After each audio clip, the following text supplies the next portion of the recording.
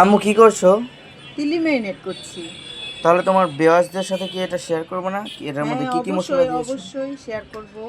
এটার মধ্যে দিয়েছি আমি প্রথমত লবণ, তারপর দিয়েছি পেঁয়াজ বাটা, রসুন বাটা, আদা বাটা, তারপর দিলাম আমি ইয়ে, হলুদ ফাঁকি, মরিচ ফাঁকি, আমার হাতে বানানো গরম মশলা গুঁড়া, সয়া সস আর একটু সামান্য পরিমাণ টমেটো সস। এখন এটা মেরিনেট করে আমি আধা ঘন্টার মতো রেখে দিব। তারপরে আমি এটাকে ভেজে নিব। তো আমার ফ্যামিলিতে কেউ কেউ ভাজা খায়, কেউ কেউ ভুনা খায়, তো এটা আমি দুইটা আইটেম করব। তো সাথে থাকো। দেখো, দাও।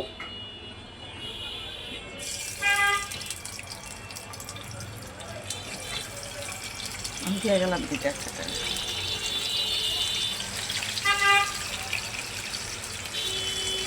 একটা একটা করে এখন সবগুলোই দিয়ে দিব।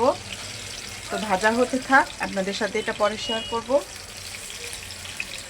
তেল গরম করে আমি পেঁয়াজ দিয়ে দিয়েছি আর এর মধ্যে দিয়েছি সামান্য পরিমাণ লবণ। এখন এটা লাল করা পর্যন্ত আমি আর এখানে আমি সব ধরনের মশলা একসাথে মাখিয়ে নিলাম যাতে করে আমার রান্নাটা করতে সুবিধা হয়। এখানে আমি হলুদ, মরিচ, আদা, রসুন, পেঁয়াজ বাটা, রসুন বাটা, তারপর হচ্ছে আপনার সয়া সস, টমেটো সস, এগুলো যা আছে সব রেগুলার গরম মশলা গুঁড়া সব একসাথে দিয়ে আমি এইভাবে মাখিয়ে নিই যখন আমার রান্না সহজ করার জন্য। যখন আমার রান্না কঠিন লাগে, রান্না করতে ইচ্ছে করে না, তখন আমি চিন্তা করি এইভাবে করে দ্রুত রান্না হয়ে যায়, কাজটা করতে সহজও হয় আমার। তো এখানে আমার পেঁয়াজটা লাল হয়েছে, এর মাঝে আমি দিয়ে দিব মশলাগুলো। তো আমি মশলাগুলো দিয়ে নেই। মশলাগুলো দিয়ে এখন নাড়াচাড়া করে নেব। আমি এক হাতে রান্না করছি আর এক হাতে আমি নাড়াচাড়া করছি, তাই মশলাগুলো দেওয়াটা দেখানো আমার হয়নি। তবে আমি যে মশলাটা বানিয়ে রেখেছিলাম সেটাই দিয়ে দিয়েছি। এখন সেই প্লেটটা ধুয়ে একটু পানিটা দিয়ে দিব। এই যে, তো এখন এটা ভালো করে কষানো পর্যন্ত আমি নাড়াচাড়া করব। এই তো আমার এখানে মশলা কষানো হয়ে গিয়েছে, আমি ভাজা ভাজা করে নিয়েছি।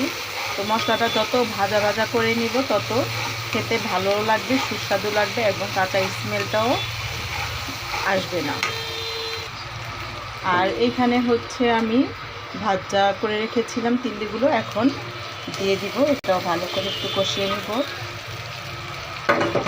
মশলার মধ্যে।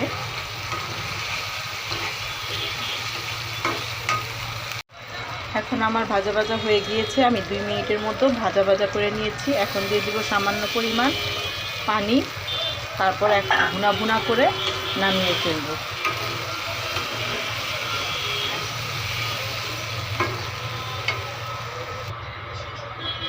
বলক আসা পর্যন্ত একটু ঢাকা দিয়ে দিব। এটা হচ্ছে ফাইনাল লুক। আর এখানেও আমি তিল্লি ভাজা করে ফেলেছি। কেন জানি রান্না করার সময় ভিডিওর মাঝখানে কেমন সাদাটে হয়ে এসেছে। তো যাই হোক, আজকের মতো এই পর্যন্তই। আল্লাহ হাফেজ।